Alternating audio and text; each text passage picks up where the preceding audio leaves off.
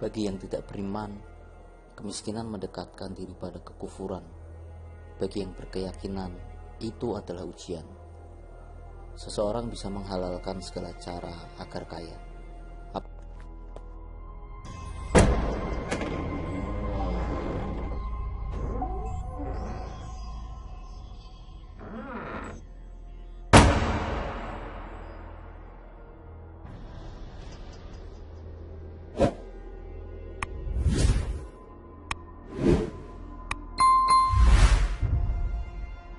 Apalagi dalam keadaan mendesak. Dengan jaminan apa kamu mau minjam uang? Tanya Mardi pada Sudarman suatu sore. Saya akan cicil, Mas. Tolong kami untuk beli beras, pinta Sudarman pada lelaki kaya itu. Enggak bisa, tolak Mardi. Lalu Sudarman pulang dengan hati teriris kekecewaan.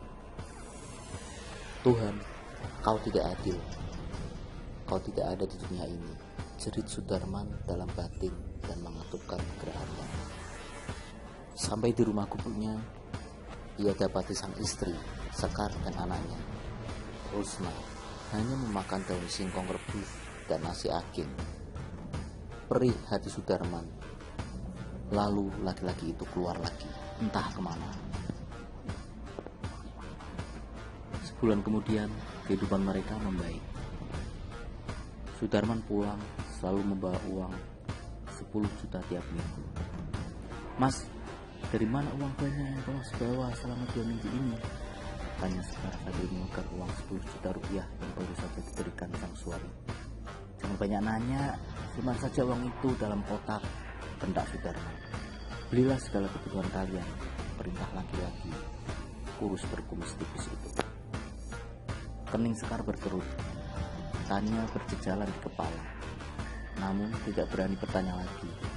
Dia melangkah ke kamar dan mengambil kotak papan persegi berukuran 40 x 40 cm dan tinggi 15 cm dari balik pakaian dalam almari tanpa pintu itu. Sekar menutup hidung manakala benda itu dibuka. Aroma kapur barus menguar menusuk hidung. Cepat Sekar meletakkan uang itu lalu menutupnya kembali. Itu bau kapur barus supaya tidak dimakan tikus. Suara Sudarman mengagetkan Sekar dari pintu kamar. Purnama menyembul dari balik awan kelabu, bulat sempurna. Sudarman mengajak keluarganya menonton layar tancap agenda tahunan Desa Bumi Raya saat HUT RI. Pukul 2.30 dini hari, Sekar dan putrinya memutuskan untuk pulang sebelum film selesai. Mas, mau pulang belum? Tanya Sekar pada Sudarman. Nanti lagi tanggung, timbal Sudarman dengan mata masih menatap layar lebar itu. Ya udah, kami duluan, pamit Sekar. Jawab Sudarman. Obor dalam genggaman sengaja Sekar padamkan. Sinar purnama sudah cukup terang menyinari jalan pintas bersama itu. Perjalanan akan memakan waktu kurang lebih 1 jam. Langkah Sekar dan putrinya lebih cepat ketika melintasi area pemakaman umum Desa Bumi Raya. Kaki-kaki mereka seolah berat dan dingin. Hanya suara burung hantu dan bolongan anjing di kejauhan mendominasi hutan itu. Mak, kenapa kita tidak menunggu yang lain saja? Atau bapak? Tanya Rusna pada ibunya sambil mengusap tengkuk. Gak apa-apa, Nduk. Pagi nanti mama mau bantu Pak Lekmu panen padi, jawab Sekar. Iya, tapi aku takut, Mak. Kuburan ini masih panjang, ucap Rusna setengah menangis. Jangan takut, sini pegangan sama Mak, perintah Sekar. Lalu bocah itu memegang jemari ibunya. Tanah merah yang terkena hujan kemarin sangat licin, ditambah hawa dingin yang tidak biasa, membuat getar lutut semakin kuat, sehingga keduanya beberapa kali hampir tergelincir. Mereka berpegangan tangan, saling memahan agar tidak terjatuh. Saat melintasi sebuah kuburan yang masih baru, keduanya seolah ingin maju mundur. Wangi bunga melati dan mawar layu tertebar di atas gundukan merah itu, menguar terbawa angin. Burung hantu bersahutan berhasil membuat suasana semakin mencekam. Kilatan beberapa batu nisan terpapar sinar rembulan, bagai pasangan mata mengintai mereka. Sekar berusaha berani demi anaknya, Rusna. Bulu-bulu kuduk semakin menegang ketika langkah keduanya mendekati pusara baru itu. Tiba-tiba, astagfirullah, ya Allah Gusti, pakik Sekar ketika melihat sosok berambut panjang duduk di atas batu nisan membelakangi mereka di sebuah kuburan bertabur kembang itu. "Jangan ganggu kami," ucap Sekar sambil mengambil langkah seribu menarik lengan anaknya. Baru 60 meter mereka berlari, terdengar tangis bayi. Nina bobo, oh Nina bobo. Suara perempuan sayu terdengar. Sekar mengusap-usap lengan dan tengkuknya kasar. Tangis Rusna semakin menjadi. 5 menit kemudian, hanya kecipak sandal terkena kubangan air berlumpur bekas hujan. Sengal napas beraroma ketakutan berembus dari hidung dan mulut Sekar dan putrinya. Nina bobo, oh Nina bobo. Terdengar sayup lagi suara itu. Tidak ada rumah di dekat TPU ini. Kenapa ada suara perempuan menyanyikan lagu itu? Batin Sekar. Awan hitam tiba-tiba menyamarkan sinar rembulan, ditambah rindang dedaunan jati dan waru, membuat kedua mata mereka membulat agar tidak salah arah. Tubuh mereka sedingin es, desiran darah seakan tidak lagi terasa. Srek, srek, suara langkah yang diseret-seret. Astagfirullah, ya Allah, ya Rabbi, pakik Sekar ketika melihat perempuan berjalan di bawah pohon jati tua dan menimang seorang bayi. Wajah pias perempuan itu jelas dalam gelapnya pekuburan. Kedua mitra putih tanpa manik hitam terlihat dari sela rambut yang tergerai acak ke depan. Sorot mata itu seakan menguliti Sekar. "Jangan ganggu kami," teriak Sekar dengan nada bergetar dan nyaris hilang. "Ah, ibu!" jerit Rusna histeris, tangisnya pecah. Keduanya tunggang langgang sambil berpegangan tangan erat. Sandal jepit yang tertinggal mereka biarkan saja. Napas anak dan ibu itu memburu, tersengal kasar dan kuat, terus berlari tanpa berani menolong. Kaki perih terkena tusukan semak dan lanting tidak mereka hiraukan. Saat merasa telah jauh dari perkuburan itu, keduanya memperlambat lari. Bibir Sekar tidak henti mengucap doa dan ayat kursi. Rusna, gadis kecil kelas 6 SD itu masih menangis. Tangan mungilnya bagaikan bongkahan es dalam genggaman Sekar. Ada rasa sesal pulang lebih dulu dari rombongan. Sekar mempercepat langkah dengan menarik pergelangan tangan anaknya. Kilatan obor di depan rumah penduduk mulai terlihat. Sekar dan Rusna sampai di ujung desa. Tangis anak itu mulai terhenti, menyisakan sedikit desakan perih. Di rumah berbilik bambu beratap jerami ini mereka tinggal.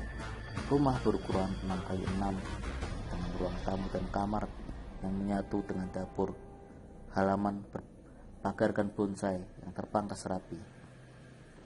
Jam dinding menunjukkan angka 3.15. Kaki-kaki bekas tanah becek dibersihkan dengan sabut kelapa, lalu mengganti baju yang basah oleh keringat. "Mak, Rusna tidur sama mama ya," pinta gadis kecil itu. Sekar mengangguk. Sepi, hanya suara burung hantu terdengar dari kejauhan. Masih sangat lekat di pelupuk keduanya. Sosok wanita di atas batu nisan tadi. Rusna sudah terhanyut dalam arus mimpi. Namun mata Sekar begitu sulit terpejam.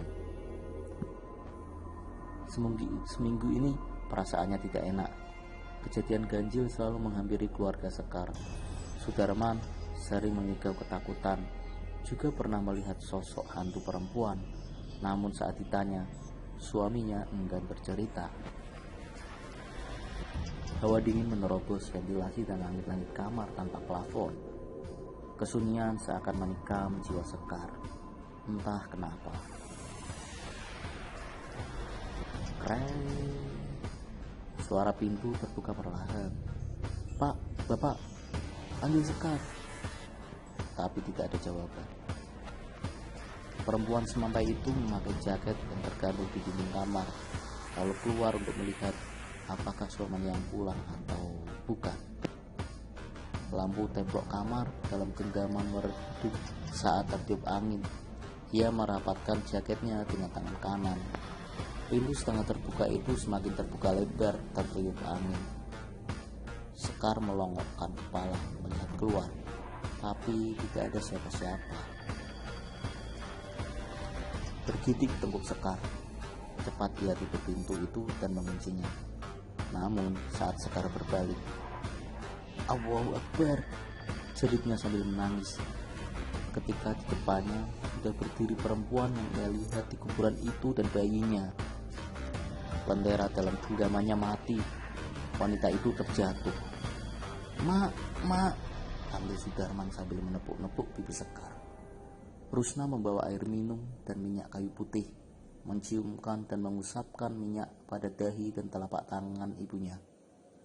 Sekar mengerjap-ngerjapkan mata. Sudarman menundukkan istrinya, lalu meminumkan air putih dalam genggaman. "Kenapa, Mak? Kok bisa pingsan di depan pintu?" tanya Sudarman. Mata Sekar menyiratkan ketakutan, sementara Rusna memijat kaki ibunya yang dingin. Sekar menceritakan semua kejadian yang ia alami. Sudarman hanya menarik napas berat, lalu menunduk. Keesokan harinya menjelang subuh, Sekar bangun lebih awal, mengingat pagi ini mereka akan berbelanja ke kota. Binar bahagia berkendar di matanya. Entah kapan ia terakhir kalinya untuk belanja di pasar. Di liriknya benda bulat tanpa kaca menempel di dinding, menunjukkan angka 345. Sempat teringat teror hantu wanita itu terus menghampiri akhir-akhir ini, membuat Sekar sedikit takut membuka pintu. Namun ia harus mengambil beras. Sepi, hanya suara jangkrik yang terdengar. Dari celah dinding tampaknya langit masih gelap. Perlahan tangan Sekar membuka pintu reot itu. "Allahu Akbar!" Sekar menjerit. Sosok perempuan itu berayun di cabang pohon mangga dekat sumur. Posisi kaki di atas.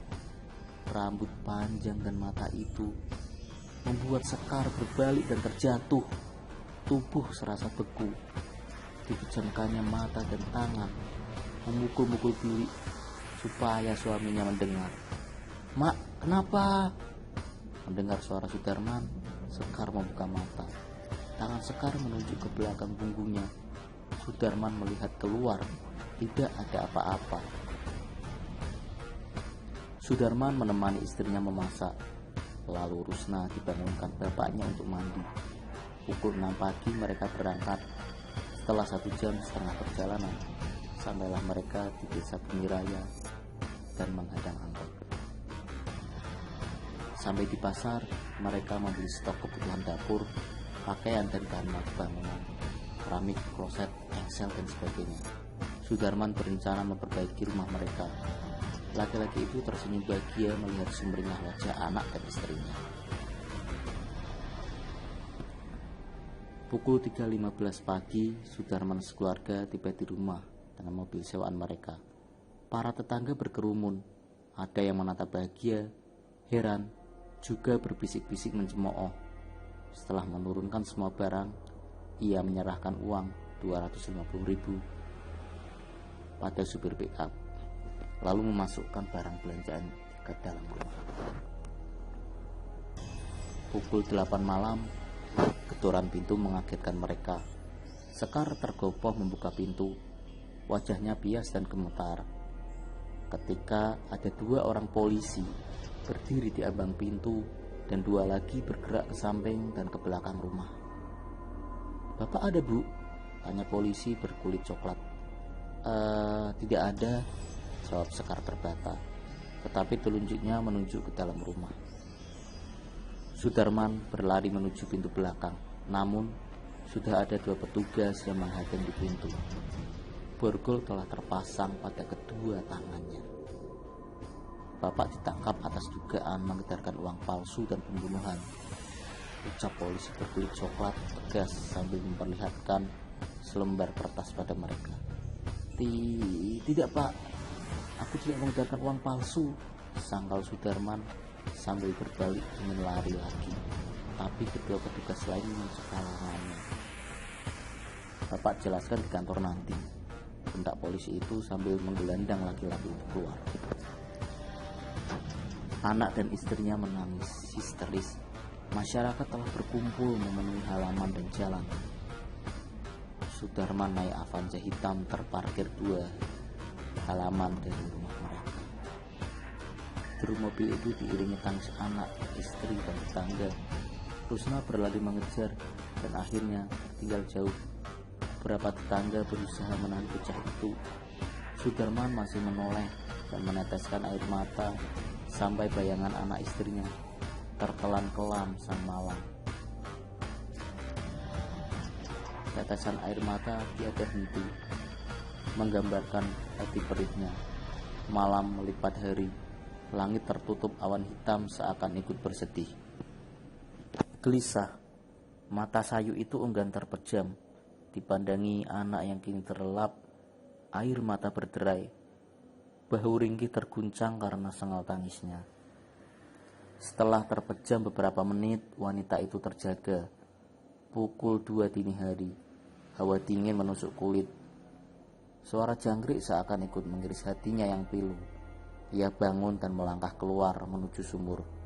Jejak air mata masih melekat pada bulu mata lentik dan pipi. Saat Sekar menimba air dan melihat ke dasar sumur, teriak Sekar tercekat saat melihat hantu itu melayang di atas permukaan air sumur. Wajahnya menengadah ke atas. Mata putih itu bertemu dengan iris coklat Sekar. Jeritan Sekar bersamaan dengan bunyi ember timba terjatuh. Lalu ia tumbang. Tetangga sudah ramai ketika Sekar siuman. Ketika mentari menyembul di kaki bukit, Sekar menemui sang suami di Kapolsek. Wajah Sudarman yang sebab menunduk ketika ia melihat istrinya. Wanita itu memeluk sang suami, lalu air mata mereka tumpah ruah. "Maafkan Bapak, Mak," pinta suaminya bersimpuh di kedua lutut Sekar. Sekar mendampingi sang suami memberi keterangan kepada penyidik. Wanita itu hendak ke pasar. Terlihat uang dalam tasnya penuh waktu ia mengisi bensin motor di warung desa Bumiraya. Karena teringat ajakan Mbah Sabar untuk menggandakan uang 50 juta menjadi 200 juta, akhirnya terlintas untuk merampas tas itu. Aku berlari ke jembatan gantung. Saat ia melintas, kudorong sepeda motor itu, lalu mengambil uangnya yang berjumlah 55 juta, Pak. Terang Sudarman tertunduk dengan derai air mata penyesalan. "Setelah itu, apa yang Bapak lakukan dengan uangnya? Dan apa hubungan Bapak dengan wanita itu?" tanya penyidik. "Aku serahkan pada Mbah Sabar, Pak," jelas Sudarman. "Sekali lagi, apa hubungan Bapak dengan wanita itu?" Pertanyaan dengan bentakan membuat Sudarman bergetar. Ia menoleh pada istrinya sejenak dan menggeleng. Kenang Sekar berkerut. Sudarman itu meremas kuat ujung kaosnya. "Selingkuhan saya, Pak. Anak dalam kandungannya saya tidak tahu. Dia itu wanita sundal. Mungkin saja anak orang lain," jawab Sudarman. Mendengar pengakuan Sudarman, Sekar pingsan. Sudarman terkena pasal 245 dan 340 KUHP tentang pengedaran uang palsu dan pembunuhan berencana. Kemiskinan membuat logikanya tidak berpikir normal. Niat membahagiakan keluarga dengan jalan pintas akhirnya berakhir duka. Akhirnya, suatu pagi Sekar pergi ke makam Sukma mewakili permintaan maaf Sudarman.